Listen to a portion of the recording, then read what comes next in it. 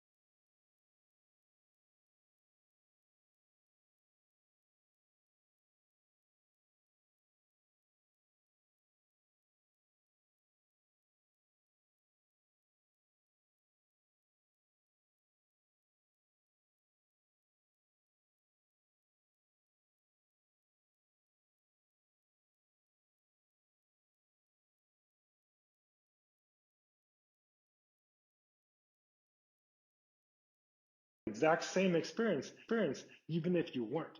Even if you have what's the situation today of people being far away, they can still experience that teacher student, in fact, the student to student relationship as we are right now today in VR. In fact, with 5G, together with a standalone device, very soon you'll have a very low latency experience that allows you to get teaching from anywhere. In fact, that classroom on the right, their teacher is not in front of them. Their teacher is 1,000 miles from one of the best public schools in the country. You're teaching to one of the poorest parts of the world, poor parts of China, using VR, so they can share knowledge, right, and share talent that is very rare to educators. We have this class in the U.S. that is also taken VR as their primary medium to supplement their education. Here's what we expect education will look like in the near future for young people. Connect to a 5G device, scan your room, turn every part of your room into whatever screen you want.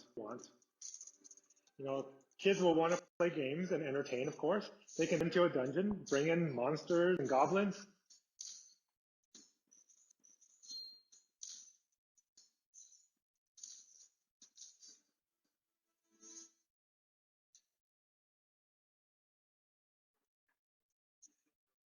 But as you can see, they don't have to leave the real world by clicking a few buttons. They can now join the rest of their class on a VR.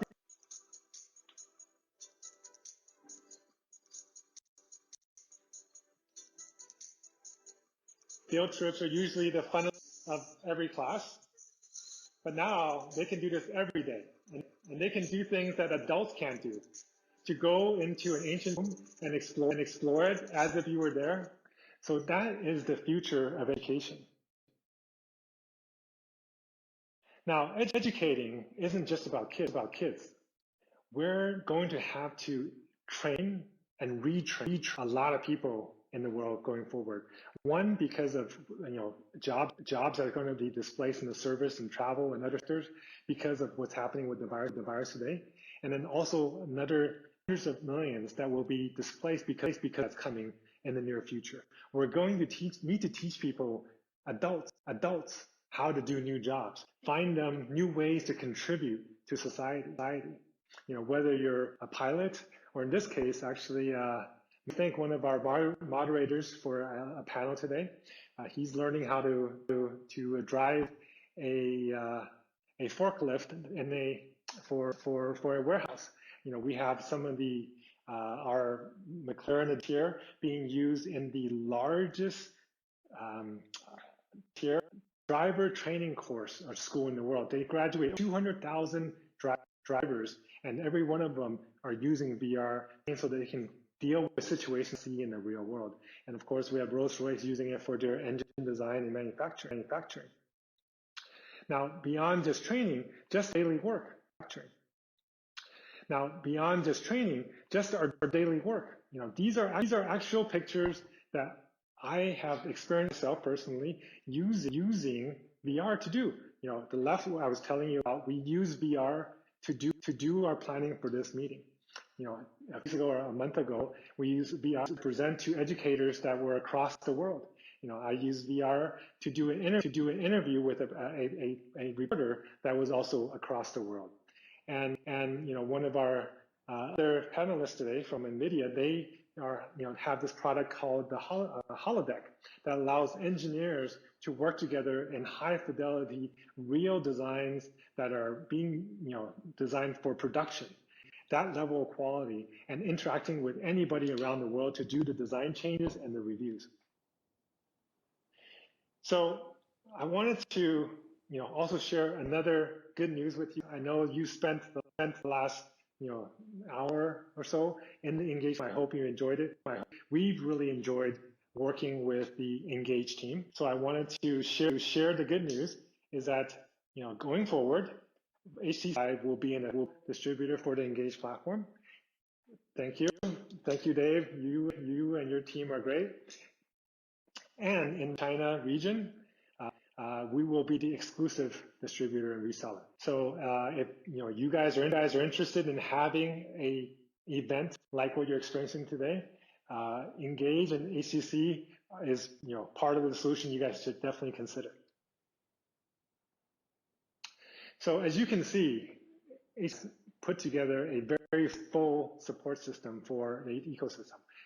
Just the things I talked about, the hardware side, the Vive port. We also actually have a Vive Arts program that has helped dozens actually of galleries and museums take their content into VR. We have a Vive Originals program that actually create original 3D and 360 videos. We have a Vive LAN program that helps the offline industry, the location-based entertainment for VR to happen. Vive Studios, which has published dozens of high quality content. Our ViveX program that has invested over 100 startups around the world that is helping are viable, right? Helping them when they need it most. And then earlier, Vive Wave, our platform, our software, our system to help standalone devices of any kind all have one compound development system and be able to provide the best performance possible. So I want to end on our original topic, having a boundless future. We all right now still identify ourselves as being, citizens of a certain nation, citizens of a certain city, right? But we really need to take those boundaries out of our minds. We need to think about we are citizens of the earth. We are all part of the human race, and we need to help work together to solve the real problems facing society, and using technology to help us do that. Now, VR is definitely one of the technologies. XR is, it could help make that happen. I think you've good examples. And in fact, with every single crisis, there's usually benefits that come out of it. I think there'll definitely be some additional benefits to solving our climate problem because of people's travels and reduction in commuting. But in addition to that, because of challenges, it also creates a lot of new opportunities for companies to come in. And in fact, if you look at the crisis of the 2000s, you have companies that really became big in China. The Baidu and Alibaba and Tencent all really started to thrive after the 2000 downturn, as well as Amazon and Google and those companies. And if you look at what happened after 2003 SARS in China, it actually helped companies like Alibaba and Jingdong to become massive giants in the e-commerce space and create what is now probably the most effective system for e-commerce delivery and sales. I think right now you are seeing a lot of companies who are doing video conferencing that are doing well. Companies like Ding Talk or Zoom. But what we really need to look at is what's going to happen long term. What happens after this, the next 5 years, 10 years. I think all of you will play a huge role in making that new reality happen and bringing this better world and bringing this boundless world where we're no longer separating ourselves because of geographic borders and being able to connect and make friends around the world. So thank you very much for joining us, and I hope you enjoy the rest of your day here at the Virtual Vive Ecosystem Conference. So before I take off, I also wanted to introduce another good friend of mine, Peter Diamandis. I'm sure a lot of you guys know him. He is a famous futurist, entrepreneur, and somebody who has actually done a lot for innovation in this world. And he is probably one of the people that I would rely on the most to tell you what the futures look like. And I invite him to come in and tell you that right now. Thank you for joining us, Peter. Hi, everybody. It's a pleasure to be here at the Vive Ecosystem Conference, and personal thank you to my dear friend Alvin for the invitation. So that was a quick look at the Vive Virtual Ecosystem Conference that happened during what should have been GDC this year. Of course, with the way the world is working right now, it's not really advisable to get public gatherings together. Getting 50 people into each room and engaging them, being the appropriate term, was pretty cool. Some quirks in the system. The first room that I went in, where I was seated into a specific place and waved to someone, Tipatat actually, shout out. Nice to recognize someone else that I follow on Twitter. There was actually a large group of people that I've met and encountered at other conferences, also in the audience as I roam through different rooms, trying to find the actual place where I could watch Alvin's presentation. So Alvin Graylin did a great presentation on kind of the future of a boundless future, talking about the different AR and VR applications that could happen. But I only got to catch that little bit that I showed in the video because I was sitting in a room that had glitched out. I went to a second room, it also glitched out. So it took the third try to actually get into the conference itself. I was kind of just sitting around waiting for something to happen for a good half hour or so. So the avatars are a little clunky, but I love the fact that even with a little bit of hat head, it looked like my face on my avatar, and that's pretty cool. Especially since I'm not usually into identifying myself in virtual reality. I did feel like it was appropriate in this type of conference setting. It builds familiarity. You can see yourself and see your actual friends and wave, and in between sessions talk to your friends if you end up in the same room as them.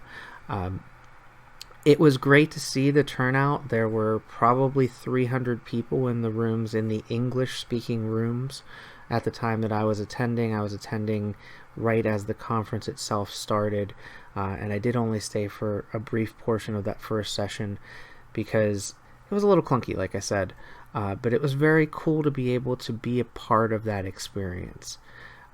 Hope you've enjoyed this quick look at what a virtual reality conference can look like in virtual reality. Lots of use of the words virtual reality there. But it is a conference about virtual reality being presented in virtual reality. it's pretty cool. It it's strange nowadays because right now where I'm at, I'm in a situation where I've been asked to shelter in place and stay in my home and not go out unless it's an essential need. But I can still attend a conference. It's not GDC, which is where I should be this week, but it was still a conference about virtual reality. I got to see a little bit more about HTC Vive team's vision of the future and got to share some time with some of my VR friends. So, again, hope you've enjoyed this look at a virtual reality conference as presented in virtual reality.